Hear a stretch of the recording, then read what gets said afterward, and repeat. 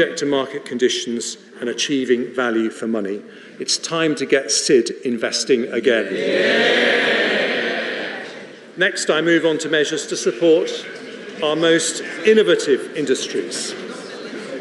In the last decade, under Conservatives, we have grown to become the third largest technology sector in the world, double the size of Germany, 3 times the size of France, the biggest life science industry in Europe, Europe's third largest generator of renewable electricity after Germany and Norway, and the 8th largest manufacturer in the world. When it comes to tech, we know that AI will be at the heart of any future growth. I want to make sure our universities, scientists, and startups can access the compute power they need. So, building on the success of the supercomputing centres in Edinburgh and Bristol, I'll invest a further £500 million over the next 2 years to fund further innovation centres to help make us an AI powerhouse. Our creative industries already support Europe's largest film and TV sector. This year's all-Californian blockbuster Barbie was filmed in the constituency of the Honourable Member for Watford, where, of course, the sun always shines. I know that even more could be invested in visual effects if we increase the generosity of the film and high-end TV tax credits, so I'll today launch a call for evidence on how to make that happen. British-discovered vaccines and treatments saved more lives across the world during the pandemic than those from any other country, and I'm incredibly proud of our life sciences industry. To further support research and development, I'm creating a new simplified R&D tax relief, combining the existing R&D expenditure credit and SME schemes. I'll also reduce the rate at which loss-making companies are taxed within the merged scheme from 25% to 19%, and lower the threshold for the additional support for R&D intensive loss-making SMEs that I announced in the spring to 30%, benefiting a further 5,000 SMEs. And because 2028 marks the centenary of the invention of penicillin by Alexander Fleming, I'm giving £5 million to Imperial College and Imperial College Healthcare NHS Trust to set up a Fleming Centre to inspire the next generation of world-changing innovations. For our advanced manufacturing and green energy sectors, international investors say the biggest thing we could do is to announce a longer-term strategy for their industries. So with the Secretaries of State for Business and Trade and Energy Security and Net Zero, I'm today publishing those plans. I confirm that we'll make available £4.5 billion of support over the 5 years to 2030 to attract investment into strategic manufacturing sectors. That includes support of £2 billion for zero-emission investments in the automotive sector, something that's been warmly welcomed by Nissan and Toyota, £975 million for aerospace, building on decades of success from firms like Airbus and Rolls-Royce, and £520 million for life sciences to build on the strength of world-class British pharma companies like AstraZeneca and GSK. We'll also provide £960 million for the new Green Industries Growth Accelerator focused on offshore wind, electricity networks, nuclear, CCUS and hydrogen. These targeted investments will ensure the UK remains competitive in sectors where we're already leaders and innovative in sectors where we're not. And taken together across our fastest growing innovation sectors, this support will attract an estimated £2 billion of additional investment every year over the next decade. One of the reasons we support our manufacturing and clean energy sectors is they help to level up growth across the United Kingdom. So I now turn to further levelling up measures. In the spring, I announced we'd deliver 12 new investment zones, 12 mini Canary Wharfs, where government, industry and research institutes collaborate across the UK. Since then, the Exchequer Secretary, the Honourable Member for Grantham and Stamford, has done outstanding work across government to bring this vision to fruition. Following tenacious representations by the Honourable Member for Innis Mon, without whom a mention would mean that no Chancellor's speech was complete, and representations from the unstoppable Mayor of Tees Valley, I have today decided to extend the financial incentives for investment zones and the tax reliefs for free ports from 5 years to 10 years. I will also set up a £150 million investment opportunity fund to catalyse investment into the programme. Now, on Monday, I confirmed a new investment zone in West Yorkshire. Today, having listened to representations from the West Midlands Salesman-in-Chief Andy Street, as well as the Honourable Member for Mansfield and the Honourable Member for Bury North, I am announcing 3 further investment zones focused on advanced manufacturing in the West Midlands, East Midlands and Greater Manchester. Together, local partners expect these will help catalyse over £3 billion of private investment and 65,000 new jobs. And having listened to the Honourable Member for Wrexham and the Honourable Member for Clwyd South, I can announce a second investment zone in Wales in the fantastic region of Wrexham and Flintshire, which I will visit tomorrow. We're publishing new devolution deals with 4 areas, including Hull and East Yorkshire, and offering devolved powers to even more county areas. One of those areas will be the leafiest and most charming county in the country, namely Surrey, where, of course, the Leader of the Opposition grew up. We don't get everything right.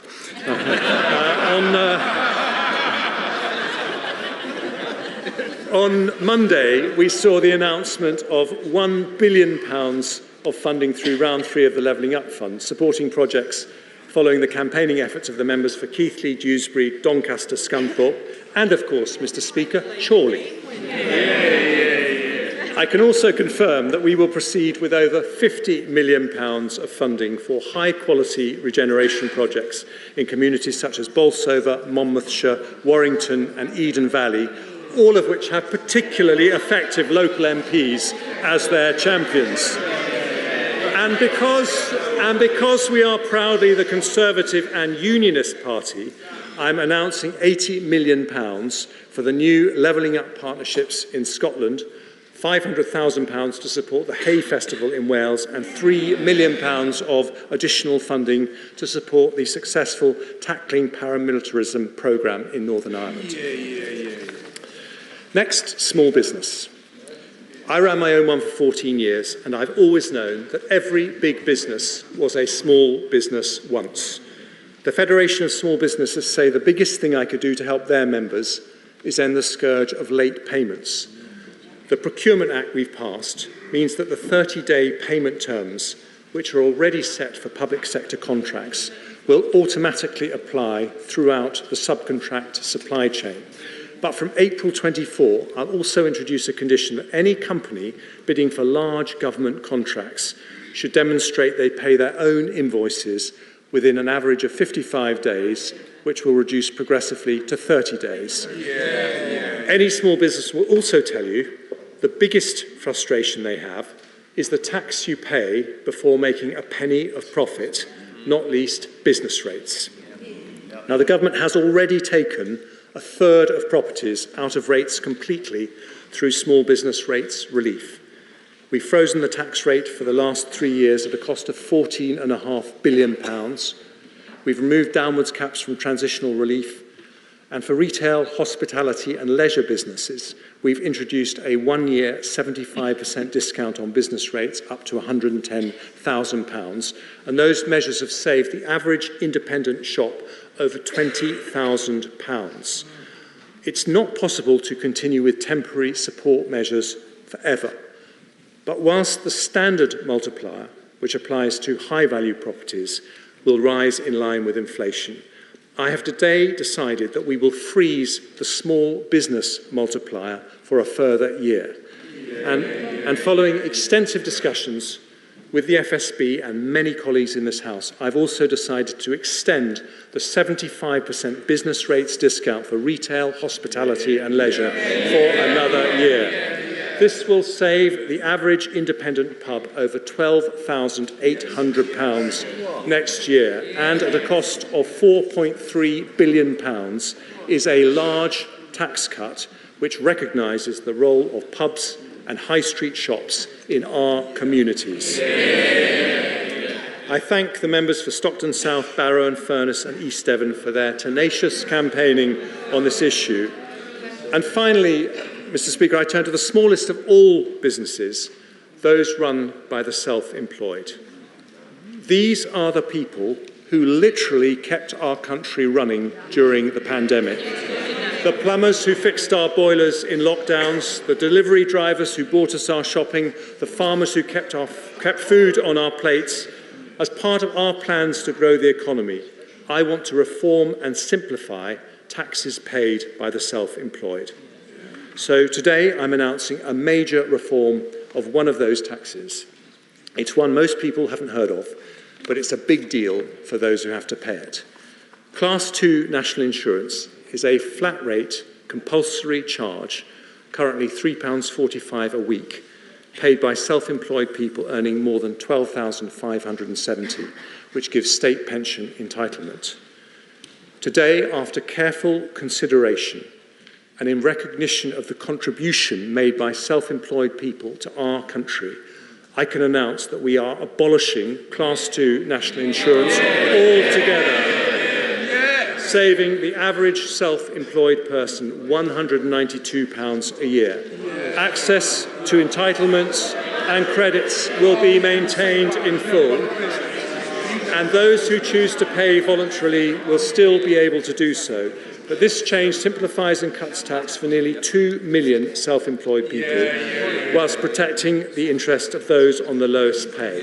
And because we value their work, I'm taking one further step for the self-employed. They also pay Class 4 national insurance at 9% on all earnings between £12,570 and £50,270. Today, I've decided to cut that tax by 1 percentage point to 8% from April. Taken together with the abolition of the compulsory Class 2 charge, these reforms will save around 2 million self-employed people an average of £350 a year from April. Mr. Speaker, we're backing small business by freezing their business rates, extending retail, hospitality and leisure relief, abolishing compulsory Class 2 national insurance payments and reducing Class 4 national insurance by 1 percentage point in today's autumn statement for growth. Small businesses work so hard for us, and a Conservative government today is working hard for them. I turn now to my final measure to back British business, Mr. Speaker. As I said, since 2010, we have seen the second highest growth in investment of any G7 country. However, if we're to raise productivity, we need to increase business investment further. In 2021, my right honourable friend, the Prime Minister, introduced the super deduction for large businesses to further stimulate business investment. And this spring I introduced full expensing for 3 years. This means that for every £1 million a company invests, they get £250,000 off their tax bill in the very same year. The CBI, Make UK, the BCC, Energy UK and 200 other business leaders from companies including BT Openreach, Siemens and Bosch have said that making this measure permanent would be the single most transformational thing I could do for business investment and growth. The Centre for Policy Studies say it would maximise business investment, boost productivity and deliver higher levels of GDP. But because it costs £11 billion a year, I made clear that I would only do so when it was affordable. Well, with inflation halved, borrowing down and debt falling, today I deliver on that promise. I will today make full expensing permanent. That is the largest business tax cut in modern British history. It means we have not just the lowest headline corporation tax rate in the G7, but its most generous capital allowances. The OBR say this will increase annual investment by around £3 billion a year and a total of £14 billion over the forecast period. We know on this side of the House the way to back British business is not to borrow more or subsidise more, but to increase the incentives to invest. And we do that today by introducing one of the most generous tax reliefs anywhere in the world, a huge boost to British competitiveness in an autumn statement for growth. Skills, planning, infrastructure reform, pension fund reform, support for innovation industries, levelling up, backing small businesses, and full expensing. Under Labour, business investment was 9.3% of GDP in real terms. Since 2010, it's been 9.8% of GDP. But today we go further because taken together, the overall impact of today's growth measures will be to increase business investment in the UK economy by around £20 billion a year within the decade, nearly 1% of GDP at today's level.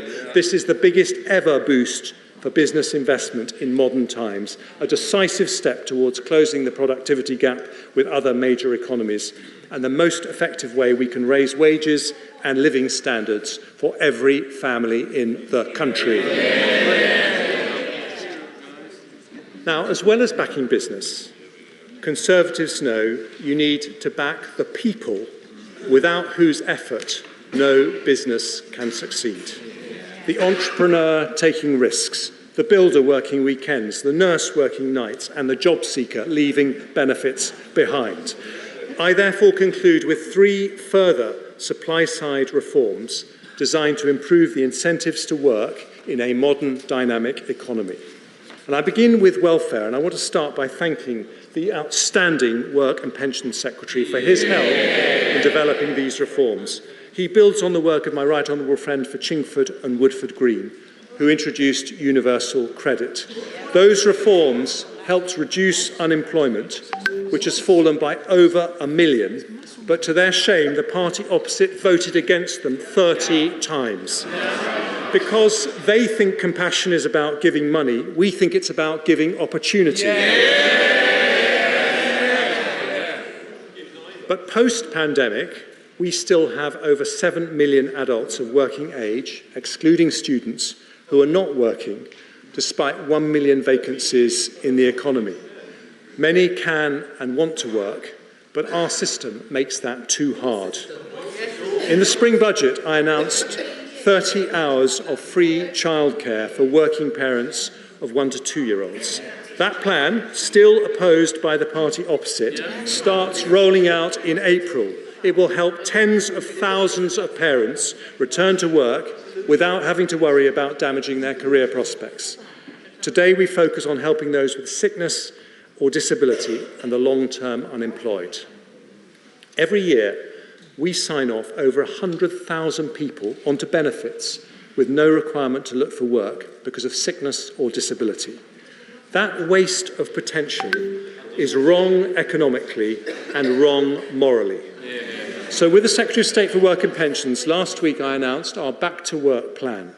We will reform the fit note process so that treatment rather than time off becomes the default.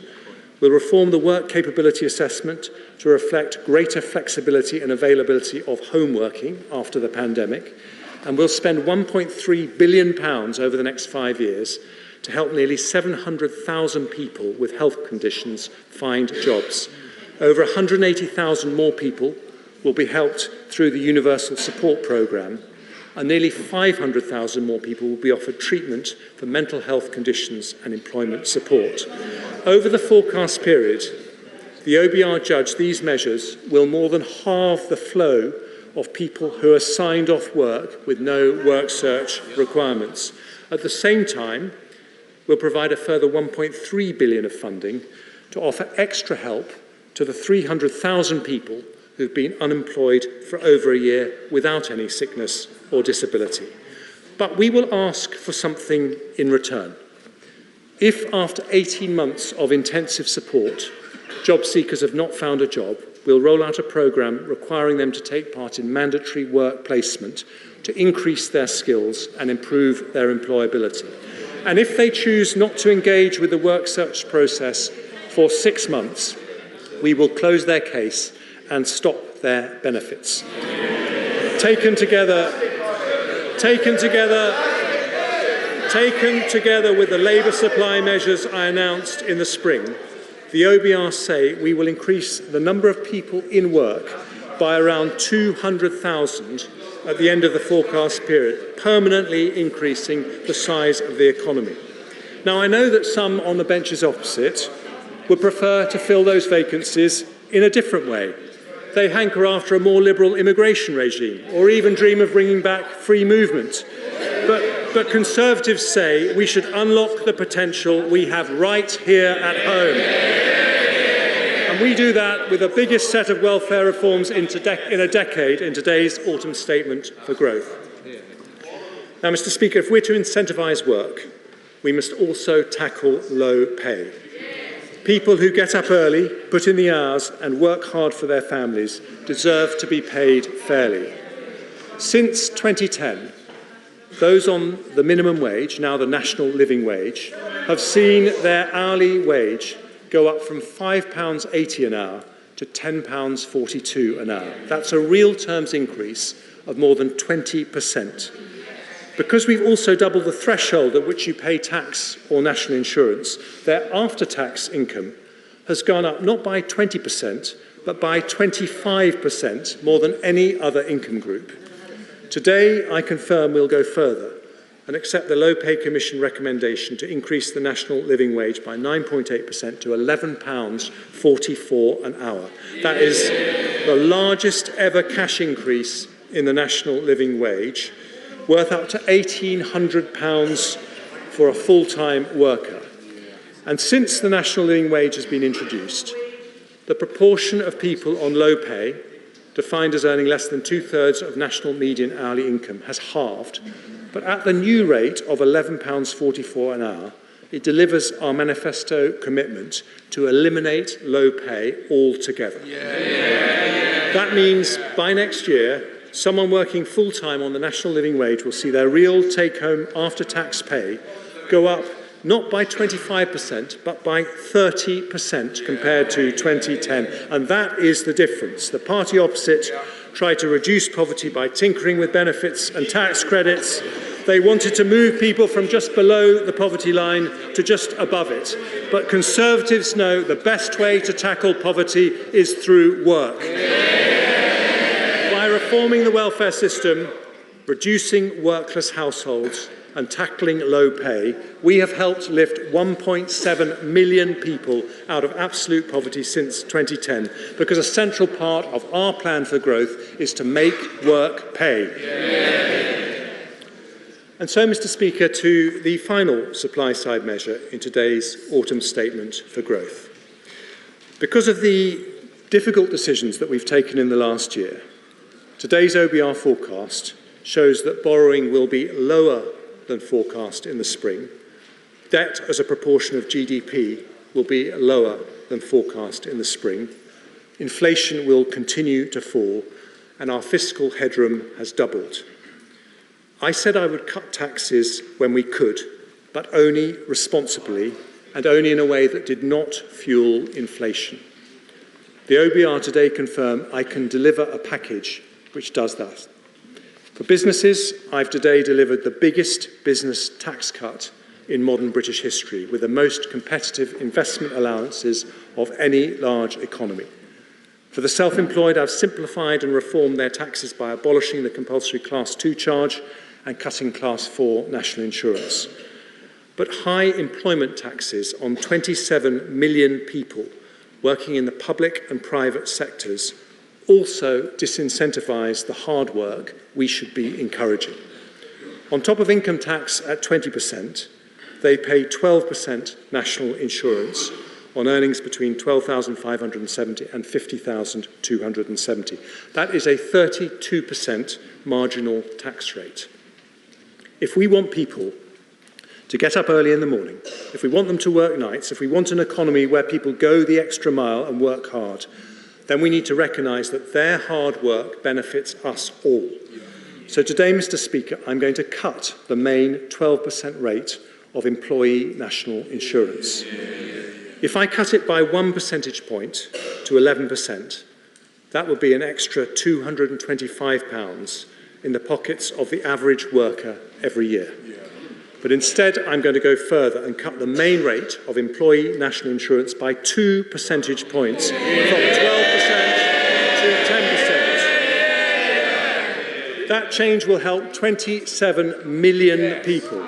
It means someone on the average salary of £35,000 will save over £450. For the average nurse, it's a saving of £520. For the typical police officer, a saving of £630 every single year. And Mr. Speaker, I would normally bring in a measure like this from the start of the new tax year in April. But instead, tomorrow I'm introducing urgent legislation to bring it in from January the 6th, so people can see the benefit in their payslips at the start of the new year.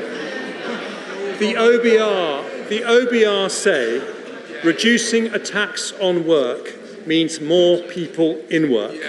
And they say today's measures will, just on national insurance, will lead to the equivalent of 94,000 full-time employees in our economy, because lower tax means higher growth. And that is the difference between this side and that one. In 13 years, Labour raised taxes in every single budget, but Conservatives cut taxes when we responsibly can.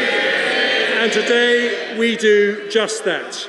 We cut taxes to help bigger businesses invest. We cut taxes to help smaller businesses grow. We cut taxes for the self-employed who keep our country running. And from January, we cut taxes for 27 million working people whose hard work drives our economy forward. Mr. Speaker, the best universities, the cleverest scientists, the smartest entrepreneurs have given us Europe's most innovative economy. But we can be the most prosperous too.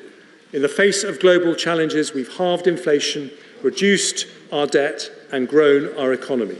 As a country, we're sticking to a plan that's working, and this autumn statement for growth will attract £20 billion additional business investment a year in the next decade, bring tens of thousands of people into work and support our fastest growing industries. A package which leaves borrowing lower, debts lower and keeps inflation falling. We are delivering the biggest business tax cut in modern British history, the largest ever cut to employee and self-employed national insurance, and the biggest package of tax cuts to be implemented since the 1980s. An autumn statement for a country that has turned a corner, an autumn statement for growth, which I commend to the House.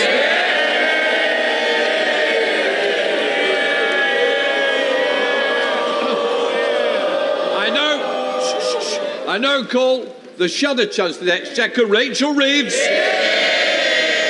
Thank you, Mr. Speaker. Today, the Chancellor has lifted the lid on 13 years of economic failure. We were told that this was to be an autumn statement for growth, but the economy is now forecast to be £40 billion smaller by 2027 than the Chancellor said back in March. Growth revised down. Next year, the year after, and the year after that too. The Chancellor claims that the economy has turned a corner. Yet the truth is that under the Conservatives, growth has hit a dead end. What has been laid bare today is the full scale of the damage that this government has done to our economy over 13 years. And nothing that has been announced today will remotely compensate. Mortgages rising, taxes eating into wages, inflation high with prices still going up in the shops, public services on their knees, and too many families struggling to make ends meet. As the sun begins to set on this divided, out of touch, weak government, the only conclusion that the British people will reach is this. After 13 years of Conservatives, the economy is simply not working, and despite all the promises today, working people are still worse off. Mr. Speaker, the centrepiece of today's autumn statement is a cut in the headline rate of national insurance. Now, Mr. Speaker, I'm old enough to remember when the Prime Minister wanted to put up national insurance. As recently as January last year, he said, and I quote, "We must go ahead with the increase in the health and care levy. It is progressive in that the burden falls most on those who can most afford it." Utter nonsense. It was a tax on working people, and we opposed it for that very reason. Yet again, the Prime Minister is left arguing against himself. In response to last year's autumn statement, I warned that the government was pickpocketing working people through stealth taxes. I have long argued that taxes on working people are too high. Indeed, I said in my conference speech that I want them to be lower. From their failure to uprate income tax or national insurance bans, to forcing councils to raise council tax, the Conservatives have pushed the costs of their failure onto others. But the British people won't be taken for fools. They know that what has been announced today owes more to the cynicism of a party desperate to cling onto power than the real priorities of this high-tax, low-growth Conservative government. So I think that we can forgive taxpayers for not celebrating when they see the truth behind today's announcements. Going into this statement, the government had already put in place tax increases worth the equivalent of a 10p increase in national insurance. So today's 2p cut will not remotely compensate for the tax increases already put in place by this Conservative government. The fact is that taxes will be higher at the next election than they were at the last. This is the legacy of the Conservatives, and that, Mr. Speaker, is their record. Mr. Speaker, the Chancellor and Prime Minister have spent the last 2 weeks marching their MPs up a hill, only to march them down again on inheritance tax. Now, let's not forget, when they realised that they had money to spend... Mr. Kearns, I've had you chirping all the way through. Either go and get yourself that cup of tea or be quiet. Rachel Reeves. When they realised that they had money to spend, this government's first instinct was a tax cut for millionaires. But in the end, even they realised that they couldn't get away with it in the middle of a cost of living crisis. So can the Chancellor tell the House today, is cutting inheritance tax a decision delayed or a decision abandoned? This autumn statement for growth is now the 11th Conservative economic growth plan, from the 5th Prime Minister, the 7th Chancellor and the 9th Business Secretary. And what do those numbers add up to? According to the most recent GDP data, a big fat zero. That's zero growth in the most recent data in the third quarter of this year. Now, the Chancellor mentioned some countries that we are outperforming in growth, but I couldn't help notice that he failed to mention any of the many advanced economies that have grown faster than the UK. Over the last 13 years of this low-growth Conservative government, the UK languishes in the bottom third of OECD countries when it comes to growth. There are 27 OECD economies that have grown faster than us in the 13 years since 2010, including the US, Australia, Canada, Sweden, Slovenia, and 22 others. In fact, over the next 2 years, no fewer than 177 economies are forecast by the IMF to grow faster than the UK. Oh, sorry. Don't bother me, Mr. Speaker. Oh, it bothers me. I'm not being funny. I expect the same courtesies to the Shadow Chancellor of the Exchequer. Those who wish do not give that courtesy, please go and find something else to do, because my constituents are interested, yours aren't. Rachel Reeves. And next year, Mr. Speaker, we are forecast to be the slowest growing economy in the whole of the G7. When it comes to economic growth, under the Tories, we are more world-following than world-beating. And let's look at how their record on growth compares to Labour's record on growth. Under the Conservatives, GDP growth has averaged 1.5% per year. But with Labour, it grew an average of 2% a year in the 13 years that we were last in office. Had the economy continued to grow at the rate it did with Labour, it would now be £150 billion bigger. So what is this government's economic record? Lower growth and higher borrowing, with debt more than doubling, now at almost 100% of GDP. This is a product of their failures over 13 years. A Tory government that has failed on growth, failed on debt, failed on levelling up and failed on the cost of living too. Yeah. And now they expect the British people to believe that when they say they are going to turn it all around, when it is them that is the problem and not the solution. Yeah. Mr. Speaker, if we are going to grow the economy, we must get more people into work. Let me be clear. People who can work should work. That's why we've long argued that the work capability assessment needs replacing. Because right now it is discouraging people from seeking work. But there's a wider problem that yet again this government is failing to face up to. Britain is the only country in the G7 where the employment rate still has not returned to pre-pandemic levels, with the increase in the number of people out of the workforce due to long-term health issues costing the taxpayer a staggering £15.7 billion a year. NHS waiting lists have swelled to 7.8 million, an additional 500,000 since the Prime Minister said he was going to cut them. And 2.6 million people are out of work due to long-term sickness. A healthy nation is critical to a healthy economy. That's why Labour has pledged to cut hospital waiting lists, investing an additional £1.1 billion a year to deliver 2 million more appointments, scans and operations. It will be funded by abolishing the non-dom tax status and replacing it with a modern scheme for people who are genuinely living in the UK for short periods. But once again, we see that this policy has been vetoed by the Prime Minister. Mr. Speaker, the best way to get people back to work is to get our NHS working, but the reality is you can never trust the Tories with our NHS.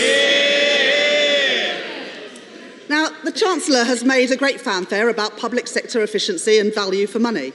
This is from a government that has blown £140 million on a discredited Rwanda scheme and yet are not able to send a single asylum seeker there. £7.2 billion money lost on fraud during the pandemic, all those cheques signed up by the former Chancellor, the current Prime Minister. £8.7 billion on PPE that's been written off. HS2 costing £57 billion with not a single piece of track going north of Birmingham. No one can trust the Tories with taxpayers' money. And it says it all that after 13 years of Tory government, there are still nearly 12,000 NHS computers running on outdated software that's vulnerable to cyber attacks. 10 years ago, when he was Health Secretary, the now Chancellor promised a paperless NHS by 2018. Yet today, in 2023, 26 NHS trusts are still using fax machines. Now, why on earth should people who experience deteriorating public services under this Conservative government trust them to fix it? When his 6 years as Health Secretary makes him one of the biggest architects of failure. If you put your hands into people's pockets and take money out of them, and they don't see visible improvements in the services that they receive, they get very angry indeed. Not my words, the Chancellor's words 2 years ago. And I agree with him. The Tories have had 13 years to improve public services, and they have failed. Mr. Speaker, this is too little and too late. I do want to welcome the Chancellor's announcement today of additional funding to tackle anti-Semitism and Islamophobia to keep our communities safe, as well as the additional money for the Holocaust Educational Trust. There is no place for hate in our society, and I know that across the House we will work together to eliminate it. Mr. Speaker, the Chancellor calls this an autumn statement for growth, but it is Labour who has led the agenda on growth. And today we see the Conservatives have released their own poor cover version of what we have already announced. The Chancellor today is talking about unlocking capital by reforming pensions, but Labour would go further. encouraging investment into British start-up firms and scale-up firms, and introducing measures to ensure the consolidation of pension funds, so that our pension system gets better returns for savers and for the UK economy.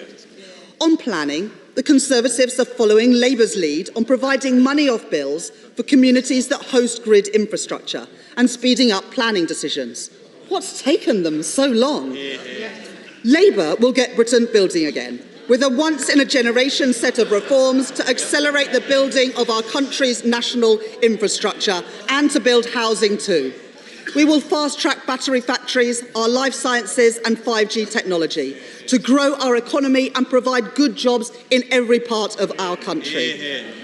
And we welcome the fact that the Chancellor has announced that he will make full expensing permanent, another thing that we have been calling for. But that doesn't make up for the years of uncertainty that businesses have faced, with taxes going up and down like a yo-yo. With small and medium businesses who play such a pivotal role in growing our economy, left exposed to the Tories' economic volatility. Labour's partnership with business will get our economy firing on all cylinders. That's why this week we established a new British Infrastructure Council with key investors in the UK economy, focused on unlocking private investment by addressing the delivery challenges businesses face when investing in Britain. Through Labour's new National Wealth Fund, we will work alongside the private sector to back the growth of British industries so that we can make the crucial transition to a zero-carbon economy. And for every pound of public investment, we will leverage in 3 times as much private investment, whilst also getting a return to taxpayers. Labour's plan will boost our economy, get debt falling, and make working people better off. Now, Mr. Speaker, if you listen to the benches opposite, you would believe that the cost of living crisis was behind us. But inflation is still double the Bank of England's target rate. I know the importance of low and stable inflation from my time as an economist at the Bank of England. Now, it is of course welcome that the Chancellor has accepted this year's recommendations from the Low Pay Commission that we set up on the minimum wage. But the reality is, of the Conservatives' record, that average wages for working people have been held back.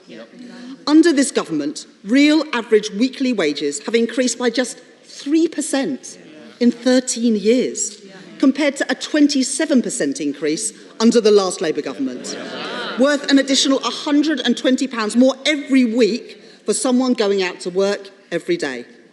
And today, Mr. Speaker, is Equal Pay Day. So it is also important to recognise that the living standards of working women have also been held back by a gender pay gap that I am determined to close. Now, the Chancellor and the Prime Minister say that the cost of living crisis is dealt with. Now, everything might look a little bit better 10,000 feet up in your helicopter. But down here on planet Earth, people are approaching Christmas and the year ahead with worry and trepidation. The cost of living crisis has hit us harder because Tory mismanagement has left us so exposed. 11 million UK households don't have enough savings to cover 3 weeks of living expenses if they needed it. Working families have been skating on thin ice for too long. And as their resilience has been eroded, so has our national economies. Let's not forget, it was this government that oversaw the closure of our critical gas storage facilities, which left our country more exposed to the huge fluctuations in international energy markets. While the former Prime Minister, that's 4 Prime Ministers ago, cut energy efficiency programmes leading to higher bills for homeowners. And just last year, we saw the true cost of the Conservatives when their kamikaze budget crashed the economy, leading to market turmoil, pensions put in peril, and a spike in interest rates.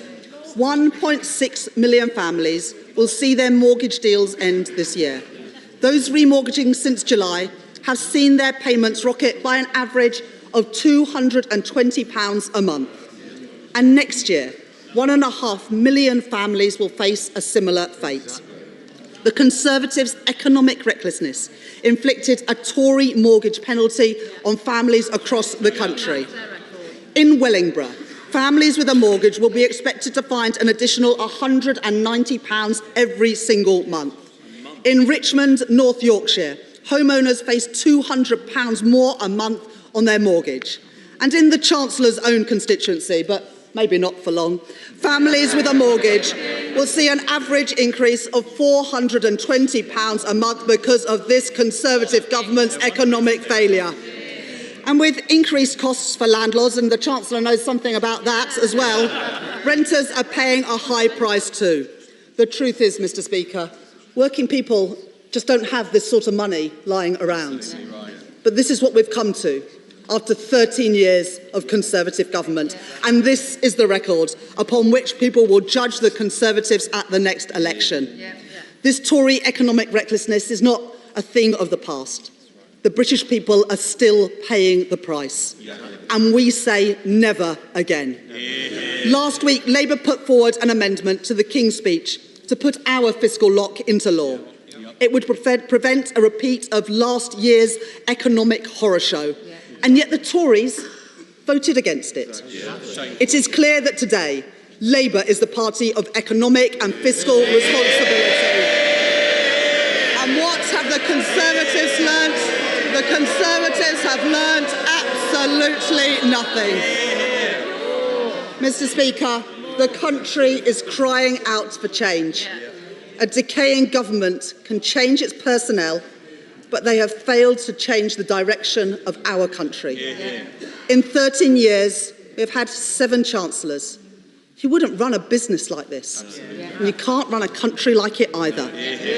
And the Prime Minister can't even promise that this Chancellor will be in place at the next election. Now, we've all heard the reports. When they first came together, it was the fairy tale marriage. But 1 year on, the relationship has hit the rocks. The pair have grown apart, with rumours running rife that the Prime Minister already has his eyes on someone else. But whoever this Prime Minister picks as the Chancellor, the truth is this: Britain is and will be worse off under the Conservatives.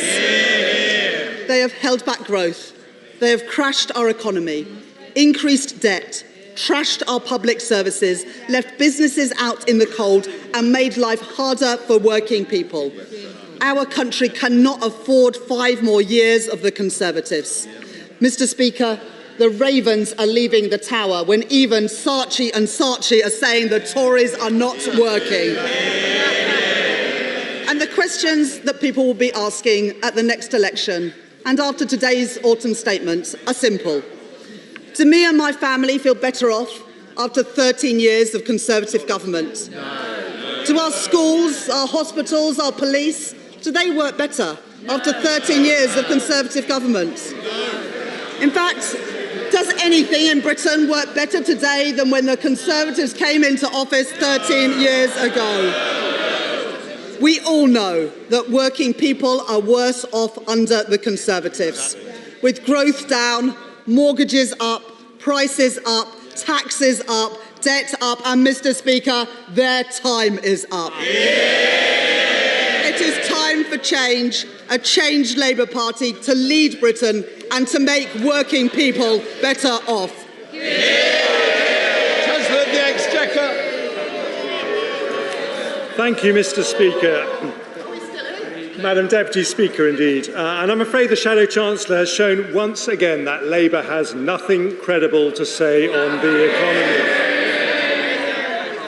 She tells the papers this morning that she will accept these measures, as you would expect from a copy and paste Shadow Chancellor. And can I say, in all sincerity, that I particularly welcome her conversion to supporting full expensing, which she actually voted against in this House.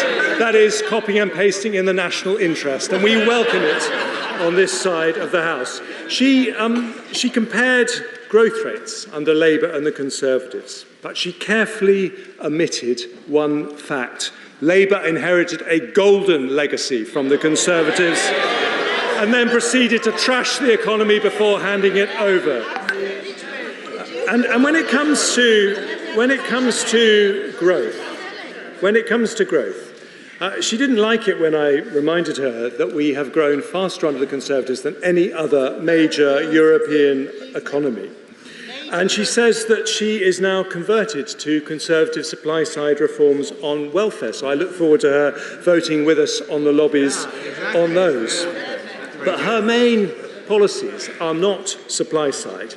It is a demand-side boost to growth by increasing borrowing by £28 billion a year with absolutely no plans to repay it. Now, the Shadow Chief Secretary, who doesn't appear to be in his place, this morning he asked for more action on inflation. Well, the first thing Labour could do is drop their damaging inflationary plan to ramp borrowing up. Now, she talked about the NHS. And despite the fact that we've had more doctors, more nurses, we've had more patients treated in good or outstanding hospitals, again, what she didn't mention is the only place in Britain that NHS funding has been cut is Wales. Not once, but twice, with the longest hospital waits in Britain. And perhaps we should talk about what's happened after 13 years when we repaired Labour's damage. Unemployment down, poverty down, crime down, low pay down, schools funding up, NHS funding up, jobs up, growth up, because Conservatives know that lower tax is the path to higher growth, and today we make a start. We don't need any shouting, thank you very much. Before I call the Chairman of the Treasury Select Committee to ask a question, I just want to make it clear to the House, because there is some confusion, that this is not the procedure that we use for a budget. This is the autumn statement. It is therefore a statement. So the point that we're at right now is the taking of questions to the Chancellor of the Exchequer. Once that has concluded, then we will go on to the debate, which is speeches. So I know that I have a list of people who want to make speeches. There will be some overlap. I'm just paying attention to that. Harriet Baldwin. Thank you very much, Madam Deputy Speaker, and what a difference a year makes. We have seen a reduction in the rate of inflation from this time last year, 11.1%, down to 4.6% this month. And we heard yesterday from the Governor of the Bank of England that he is expecting inflation to return to their target over the course of the next year or so. I was interested to hear that there are 110 measures in the announcements today that will drive growth in the UK economy. I welcome the fact that the Office for Budget Responsibility is now forecasting that this year we will see growth in the UK economy, in contrast to their forecast this time last year of a recession. And the committee looks forward to examining those 110 growth measures in detail next week when we hear from both the Office for Budget Responsibility and from the Chancellor himself. But for my question, may I ask the Chancellor if he could tell the House overall how much his measures will improve growth and how much they have helped drive down inflation over the course of next year. Chancellor. Well, I thank my honourable friend who speaks very wisely about the economy from her position chairing the Treasury Select Committee. So the OBR are very specific about that. They say that the measures that I take today will permanently increase GDP by 0.3%. The measures I took in the spring budget will permanently increase GDP by 0.2%. So taken together, those measures will increase GDP by 0.5%. SNP spokesman Drew Hendry. Thank you, Madam Deputy Speaker. And can I thank the Chancellor for advance sight of his redactions? Madam Deputy Speaker, the Chancellor wants you to think he's pulled a rabbit out of the hat today, but actually all he's done is pulled the wool over many people's eyes. Things are still getting worse for people. Inflation is still more than double the target that it should be, and that means prices and costs for people in their homes are still going up day by day. The cost of living still goes on, and people need help now. The economy, far from the cry from the Chancellor, is stagnating. It is not growing at the moment by anything more than a sliver of a percentage just now, and that is on his watch. The Chancellor in this statement is trying to take credit for things that he should be doing anyway, that they promised to do, or indeed things that they've already done and they're now taking backward steps on, which I'll come to more in a second. The energy price cap goes up tomorrow. It's scheduled to go up again in January. Costs are going to continue to increase for people. So when welcoming some of the small measures, like the issues, the things around the support for veterans, the National Insurance Class 2 abolition, and indeed, one of the significant measures for business in terms of the full expensing and making that permanent, the rest of this really doesn't bear the kind of scrutiny that I hope it will get from the proper analysts over the next few days. Madam Deputy Speaker, as I said, the burden is still high for people. The tax burden in the UK is still the highest it's been in 7 years. The Institute for Fiscal Studies have pointed out that tax is higher than 3 years ago, even after these measures from the Chancellor today. In reality, they don't go nearly far enough to cover the cost of living crisis faced by people across the nations of the UK. People who are struggling with mortgages and rents, with food bills, with energy bills. Now, we asked for mortgage interest tax relief to help those seeing their monthly bills go up, and for measures to help renters. Why has he ignored those people struggling? On food bills, we asked for action to help people struggling to pay their bills at the checkout, to work like, for example, France, Canada and Greece, to reduce the cost for people. Why has he chosen not to intervene on food and help those people? We asked for a range of measures to help people this winter who will be facing even higher bills than last year, such as the £400 energy bill rebate, a lower price cap, a social tariff for people. Why has he chosen not to help those people who will not be able to afford to heat their homes this coming winter? So, will he at least rule out the planned increase in the cap in January? We asked for him to commit to increasing working age benefits in line with inflation next year. Will he commit to doing that? But once again, he's chosen to punish the most vulnerable with these welfare changes. The nasty party is back in business for good. Not supporting people is a choice, and we all know what that choice is for this government.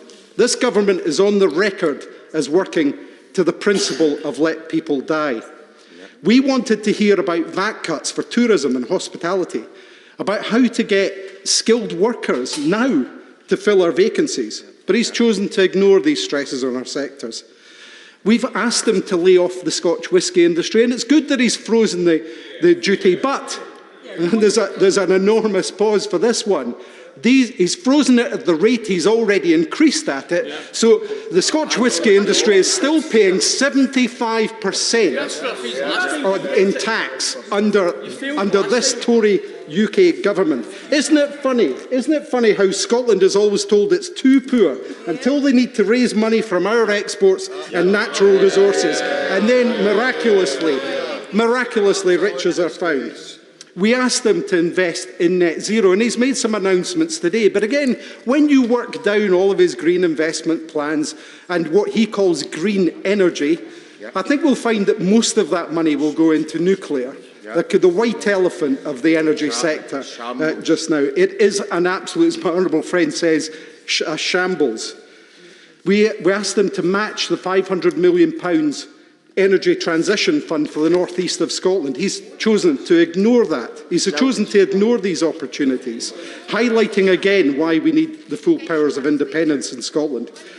We asked them to deliver across the UK additional funding for public services to allow us to help councils, the NHS and more, and he's chosen to ignore that call. As I said, he's chosen not to help people who are struggling with the cost of living crisis. He could have helped mortgage and rent payers. He could have helped those struggling to pay for food. He could have helped those with their energy bills. In the SNP, our values lead us to want to alleviate policy and strive to get rid of it altogether. We seek measures now and in the future to help people, and we are acting now, freezing the council tax, investing in childcare, saying no to tuition fees. We're using the limited powers to mitigate this nasty Tory government's cruel policies from this place, like the rate clause and the bedroom tax. We're keeping our water, our rail services, our NHS in public hands. We are not, like the Tories and Labour, holding the door open for private companies to rush in. We've previously stepped in where Westminster has failed to boost broadband coverage, to increase our renewables and to champion the just transition. We choose to put our people first. Those are our values. Values that build a fairer, more prosperous Scotland. The Scottish Government has taken the steps it can to help alleviate the worst impacts of poverty, offering people a degree of stability through the council tax freeze and a cap on rent increases. We would do more, but the fiscal powers needed are currently in this Chancellor's hands. We would choose to help. Today he had the power to help people, to lift a finger, to right some of the wrongs of this government that he's inflicted upon them. But people aren't this government's priority. We know who goes through their priority lanes. Why is this UK government fixated on tents when they should be worried about rents? They have little to offer Scotland. Our route out the chaos that Westminster's created and the permanent austerity of the cost of living nightmare that people are having to endure. And the way out of that for us is through independence and rejoining the EU. We must have that choice. Chancellor. Thank you, Madam Deputy Speaker. I think he prepared his comments for the autumn statement he wanted me to deliver, not the one that I actually delivered. I mean, for example, he complained about the tax burden being the highest for 7 years. But what he didn't say was that in Westminster we've taken difficult decisions and cut taxes.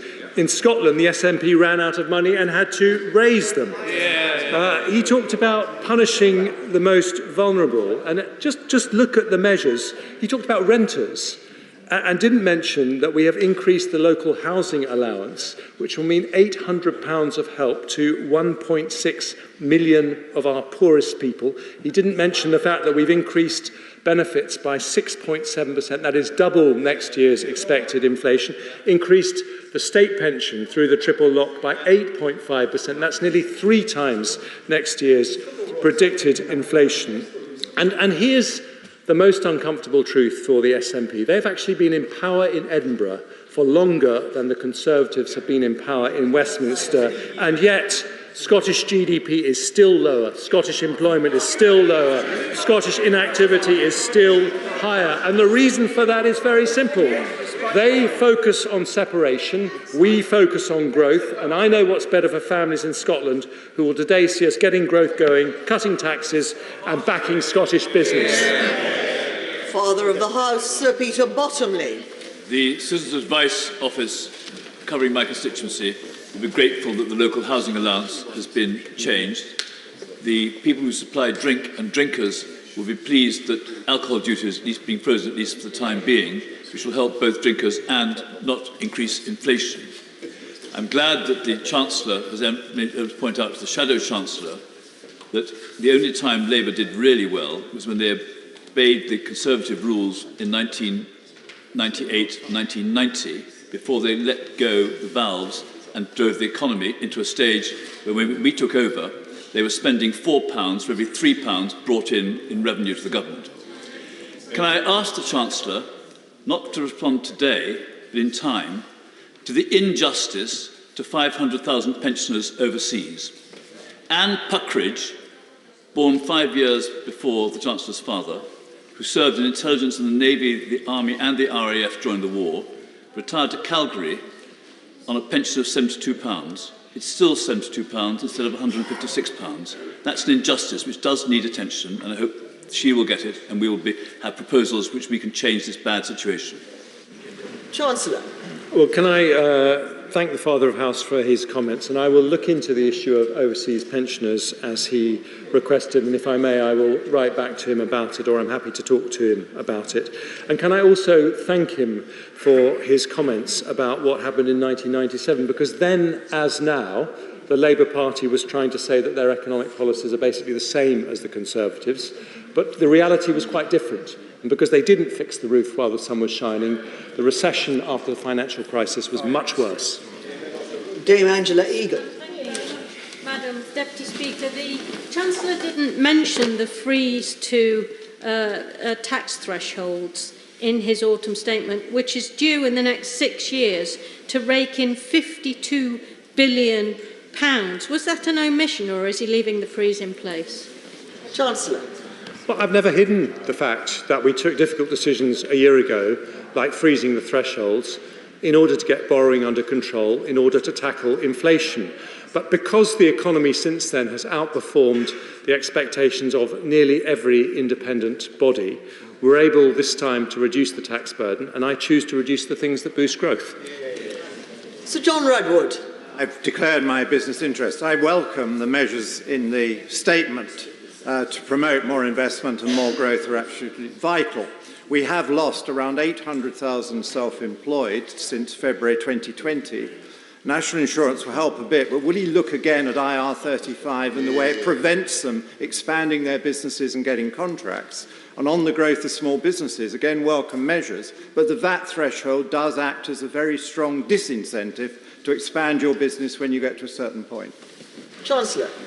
Well, look, I would like to thank him. I've had extensive discussions with him in the run-up to this autumn statement, and many discussions about the self-employed. And indeed, it was partly his advocacy of the role of the self-employed that made me enthusiastic to make the national insurance changes that I was able to make. I hear what he says about IR35. We took the decision we did partly because of concerns over avoidance. I'm happy to look at that again. And when it comes to the VAT threshold, he and many other colleagues have made the same point. We do have the highest VAT threshold of any major European country and indeed of any G7 country. But there is always this issue of the cliff edge, and he's right to draw my attention to it. Dame Meg Hillier. Thank you, Madam Deputy Speaker. Madam Deputy Speaker, can the Chancellor confirm that living standards will drop by 3% in the next year? Chancellor. What I can confirm to the Right Honourable Lady is that a year ago they were predicted to fall by 3.7%, and now the OBR say they will increase this year by 2.5%. Alberto Costa. Madam Deputy Speaker, the people of Blaby and Glenparva were listening attentively to this welcome autumn statement. They're going to the polls, Madam Deputy Speaker, on the 21st of December in two by-elections, a county council and a ward by-election. What positive message does the Chancellor have to the residents, the businesses, the pensioners, people of working age in Blaby and Glenparva about his welcome financial statement? Chancellor. Well, what I'd say to the businesses in Blaby and Glenparva is that for every single small business, we have frozen business rates. We're rolling over 75% discount on business rates for every pub, restaurant and high street shop for another year, because we want to do everything to back small business, because they are the lifeblood of our communities. Sarah Olney. Thank you, Madam Deputy Speaker. This statement is a deception from the Chancellor after years of unfair tax hikes. Under this Conservative government, economic growth is flatlining and public services are on their knees. Now, this year, there are 400,000 people who are still on NHS waiting lists, having been on the NHS waiting list this time last year when the Chancellor last made his autumn statement. And these people have been cruelly let down. In that statement last year, the Chancellor said, "You don't need to choose either a strong economy or good public services." So will he look the British people in the eye and admit that he has given them neither? Chancellor. Well, I do think that she should be careful with her language, saying things like that. I'm very clear when it comes to growth. We have grown faster than any major European economy since 2010. Yes, whilst interest rates are higher as they need to be because we're bringing down inflation, growth is more subdued. But if you listen to, for example, the IMF, who are independent commentators, they say that when we have got inflation back down to target, we will have higher growth than France, Italy and Germany. And when it comes to the NHS, we put an extra £3.3 billion into the NHS budget in the autumn statement last year. With doctors' strikes happening for most of the period since then, it has been very difficult to make progress on waiting lists, and I hope she would address her comments to those doctors if she's going to be consistent. Yeah. Jesse Norman. Thank you very much indeed. It's a pleasure to speak for the first time with the backbenchers for a while, Madam Deputy Speaker. May I massively welcome the budget and particularly the emphasis that the Chancellor has given to skills and the superb work that's being done by the DfE at the same time. In Herefordshire, we worry about the pollution in our River Wye. Could I ask him to consider talking further with the Secretary of State for DEFRA in order to think about whether some package may not be put in place to support the long-term improvement of that river? Well, can I congratulate my right honourable friend on his sterling work as a government minister and say to him that when it comes to pollution in the River Wye, he will know that the government has made changes requiring the water companies to do over £50 billion of investment in the years ahead, but he, like me, wants to see faster progress, and I will happily give him any support I can. Sir Stephen Timms. Thank you, Madam Deputy Speaker. I welcome the Chancellor's announcement on benefit uprating, not, as he claimed, a mark of compassion, but at least delivering the essential minimum, and I congratulate the Secretary of State on achieving that. For the last 3 years, the Household Support Fund has enabled local councils to provide a very important safety net for families facing the greatest hardship. Will there be a Household Support Fund next year? Chancellor. Yes, there will. Bob Blackman. Thank you, Madam Deputy Speaker. Quicker than I expected. My right honourable friend has mentioned a whole series of planning reforms that he's proposing. One of the problems that local authorities have up and down the country is a lack of planning officers to actually determine those planning applications, and it will clearly take time to train and recruit new people. One of the risks that he fulfills is of the premium service for large-scale developments. There is a risk that that will mean planning officers switch to those roles rather than determining the day-to-day planning applications. Does my right honourable friend understand that we'll need to recruit more people? Does this need legislation? And what is the time frame for him introducing these changes? Chancellor. Well, he asks a very important question, and I want to assure him that I've had extensive discussions with the Community Secretary to make sure that we implement these reforms in a way that doesn't lead to unintended consequences. But the most important thing is that by saying for the biggest applications they are able to have full cost recovery with respect to local councils, we can start to get more resources that mean we train up more planning officers and we avoid delays, not just for the bigger applications, but for all of them.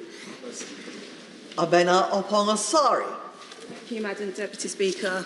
Does the Chancellor agree that the Prime Minister was wrong last year to increase national insurance, try and increase national insurance? Yeah. Chancellor. What I would say to the Honourable Lady is what the Prime Minister wanted to do then is what he has delivered as Prime Minister, which is find a way to deliver extra funding to the NHS. But what we as Conservatives believe is that taxing the economy more lightly will lead to higher growth, and that will mean that we can fund our public services better. Sir Geoffrey Clifton-Brown. Thank you, Madam Deputy Speaker. I'm sure the people of the Cotswolds will welcome enormously many of the measures in this budget. But can I just go on to one subject which is dear to my heart, and that is the tourist tax. There was no mention in his excellent budget of the tourist tax. British tourists going abroad spend billions of pounds benefiting those countries, and yet we actively discourage, and figures show that we're doing so, we actively discourage high-spending tourists coming from abroad and benefiting our shops and hospitality venues. Chancellor. Can I reassure my right honourable friends that we want to do everything possible to make our tourism and our retail industry competitive, and we want to encourage international visitors.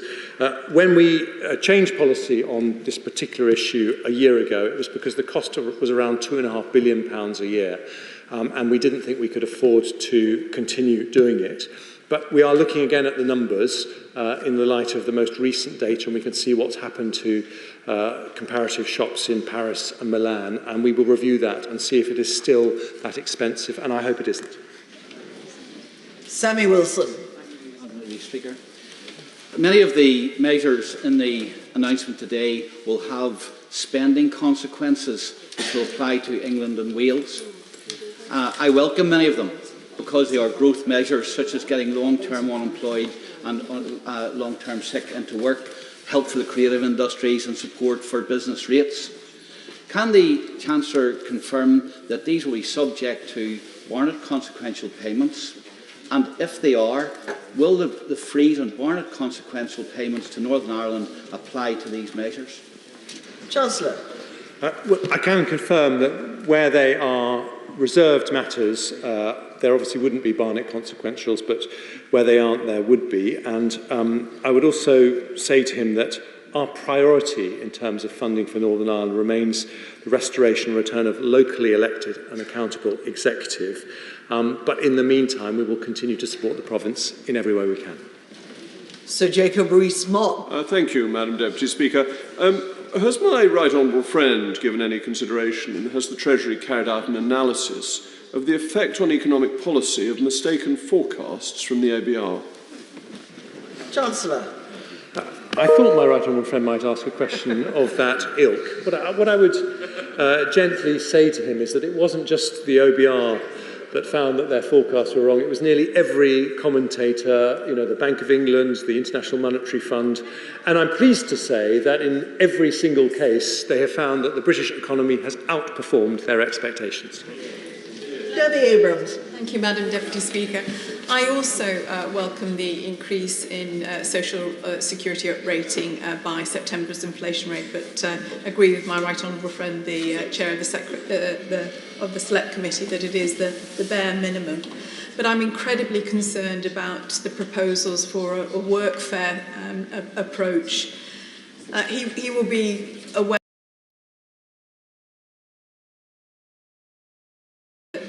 of the Select Committee that it is the bare minimum. But I'm incredibly concerned about the proposals for a workfare approach. He will be aware that Errol Graham was 4.5 stone when he was found in his flat. He'd starved to death. And that was because there hadn't been any contact from DWP officers. He hadn't been able to respond. And they just stopped his support.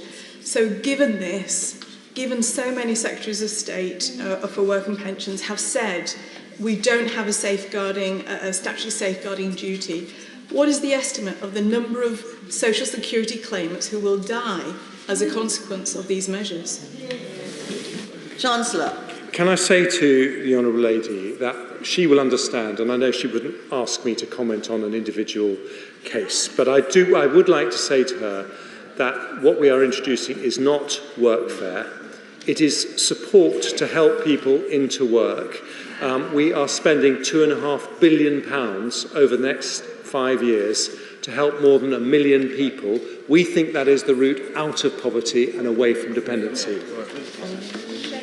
Robin Walker. Thank you, Madam Deputy Speaker. I welcome the Chancellor's comment that a world-class education is essential for economic growth, and there are many measures to welcome: the extra funding for the Holocaust Educational Trust, £50 million for apprenticeships, and a nearly over £600 tax cuts for teachers in this. Of course, many people working in education will also welcome the nearly 10% increase in the national living wage, but it will put great pressures on both schools employing teaching assistants and our nurseries, which we are so keen to expand and support. Can I urge the Chancellor to engage very closely with the sector and the Department for Education in making sure that we can meet those pressures, both when it comes to funding high needs in our schools and grow the early years sector?